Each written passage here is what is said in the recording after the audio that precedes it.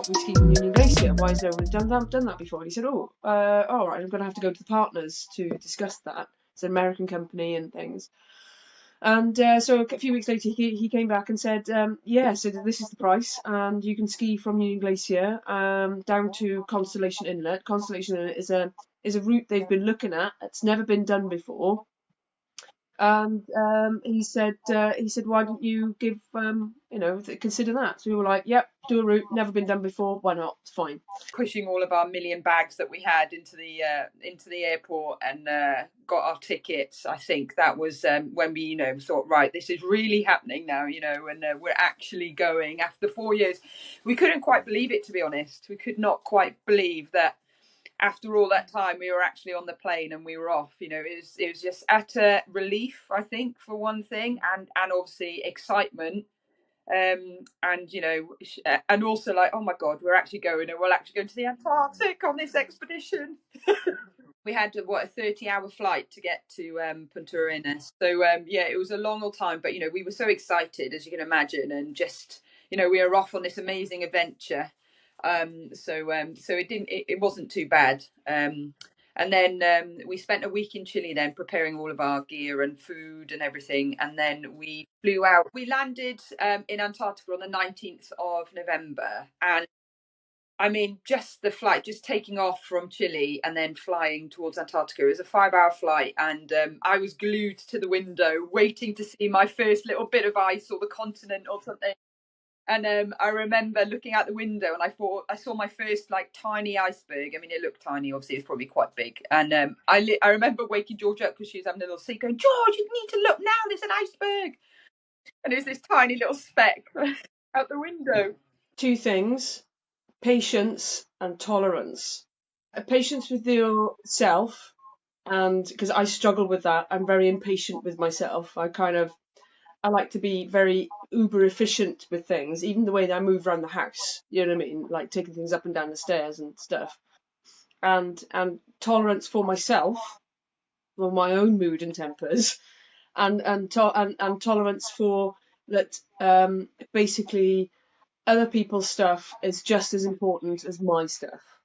So selfishly, probably 4 or 5 years ago, before the expedition, quite self-centered. I'd be looking at my own stuff and thinking my own stuff was really important, which it is. Everybody's stuff is important, but other people's stuff is just as important as yours when you are attempting to function as a team to basically keep each other alive. And that was the end product, to get each other through the expedition safely, and not come back with missing fingers and toes. And its toll mentally on us, definitely on me, because we were still really struggling with funding, and we had to really go for it to get the money because time was running out. And I know probably within the last month or two, my mental health really took a dive. I really struggled to the point where I thought I was going to have a bit of a breakdown,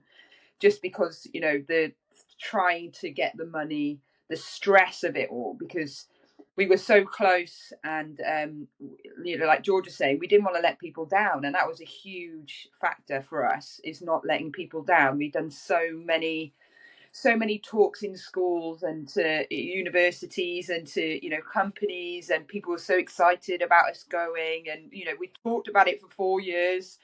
It had been our lives for 4 years, so we were desperate not to let people down, and ourselves and our families, because our families have had to put up with us banging on about this for the last 4 years, and not been able to do, missing out on certain things because we've had to prioritize this.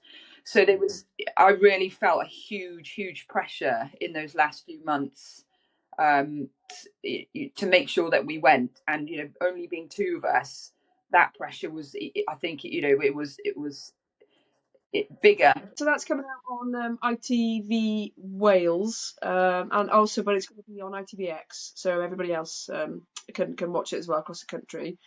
And then we've got quite a nice little fundraiser with Saatchi and Saatchi in London, so that would be good. the only thing I want to say as well, I know we're looking at the future and past the expedition.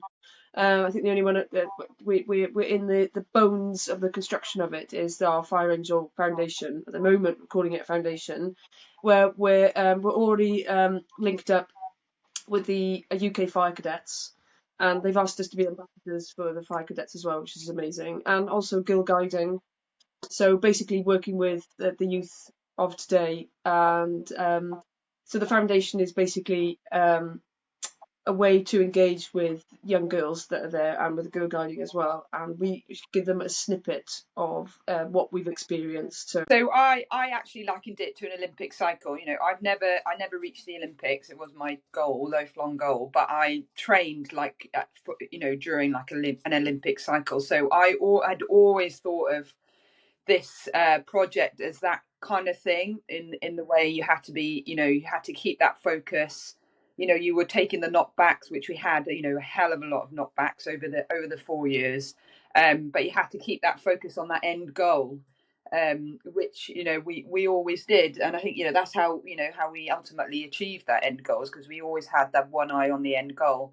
But we had to have small goals along the way, and you know, they were things like you know, getting the team out to training venues in Norway and Sweden and completing those bits of training, because they were massive in themselves, you know, because we were so new to all of it. So we kind of ticked those off, and that helped us, you know, keep our focus, keep the motivation, because I think that was a huge thing for us, was how do you keep yourself motivated for that length of time, especially when we were receiving so many knockbacks, you know, in terms of, you know, the team, obviously, you know, we started with 6, we ended with 2. So that was a huge, you know, a huge factor.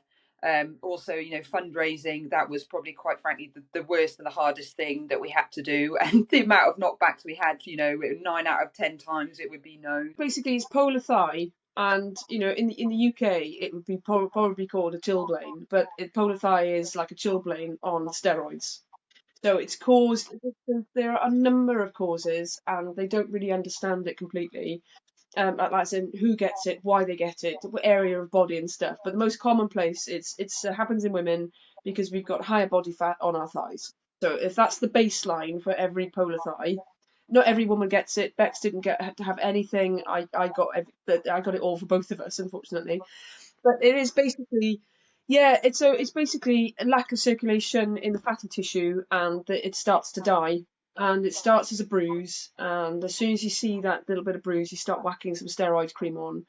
And the steroid cream that the expedition doctors give you it's like 4 times the strength as what we get over the counter in this country and stuff. So you start whacking that on, and it basically slows it, delays it, and you have to keep the area as warm as you can. I'm also somebody that doesn't struggle with my mental health. Luckily, I'm one of those people. But I mean, until middle of the expedition, which we can talk about later if you want to. That at the moment, let's talk about pre-exped and the stress and anxiety that was around money. You know, there's always stress and anxiety around money, full stop. And bearing in mind that we've been very much self-funded for the last 3 to 4 years, with little pockets of money coming in from you know, philanthropists through business or personal friends and things like that, you know. So the stress has always been there, and I think the accumulation and then the sudden outburst of it, you know, as we get towards the end, to actually get the last few bits of money in, as Bex rightly said, it was incredibly stressful. And I think what I had sort of like just information from other people that fundraise for expeditions is, and literally 99% of people say those last bits of money will not come in until your foot is on that plane and you're about to take off. And my God, they were right.